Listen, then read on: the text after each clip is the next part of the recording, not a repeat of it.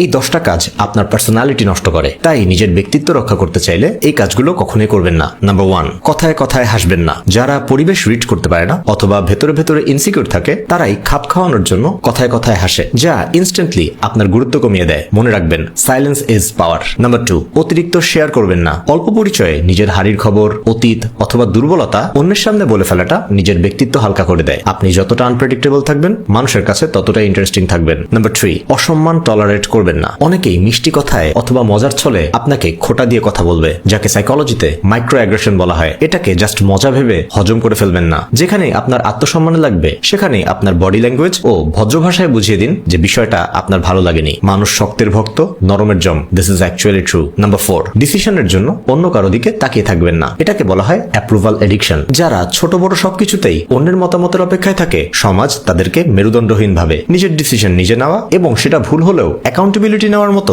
Guts থাকতে হবে। Number 5, বেশি ভালো মানুষই না দেখানো। দ্য নাইস গাই সিনড্রোম বা পিপল প্লিজিং ও বলা হয়। অর্থাৎ যারা সবাইকে খুশি করতে চায় আর অন্য মানুষেরা এই টাইপের মানুষকে জাস্ট ব্যবহার করে কিন্তু সম্মান করে না। নাম্বার 6, অতিরিক্ত এক্সপ্লেইন না করা। যারা অতিরিক্ত ব্যাখ্যা দিতে যায়, তারা ন্যাচারালি নিজেকে দুর্বল হিসেবে প্রমাণ করে, যাকে বলে ওভার জাস্টিফিকেশন এফেক্ট। কোনো বিষয়ে আপনার অবস্থান একবার পরিষ্কার করাই যথেষ্ট। কেউ আরো কিছু জানতে ইচ্ছুক হলে আপনাকে জিজ্ঞেস করে দেবে। নাম্বার 7, বাউন্ডারি ক্রস করবেন না, কাউকে করতেও দেবেন না। অন্যের বেডরুমের খবর, কার বেতন কেমন, কার ব্যক্তিগত জীবন কেমন, তা নিয়ে অতি কৌতূহল দেখানো যেমন সস্তা ব্যক্তিত্বের লক্ষণ, তেমনি আপনার ব্যক্তিগত সীমানায় অন্যকে নাক গলাতে দেওয়া সমান অপরাধ। নাম্বার 8, একা হয়ে যাওয়ার ভয় পাবেন না। সমাজবিজ্ঞানে একে বলে দ্য পাওয়ার অফ সলিটিউড। যারা একা থাকতে ভয় পায়, তারা সস্তা আড্ডায় আর ভুল মানুষের সাথে ভিড় বাড়ায়। যখন আপনার সেই ভয় থাকবে না, তখন আপনি টক্সিক মানুষকে নিজের লাইফে রাখার জন্য তাদের হাতে পায়ে ধরবেন না। এতে আপনার আত্মসম্মান বাঁচবে আর মানসিকভাবেও আপনাকে স্বাধীন করে তুলবে। নাম্বার 9, সবকিছুতে সবসময় রাজি না হওয়া। অর্থনীতির ভাষায় দ্য স্কারসিটি প্রিন্সিপাল,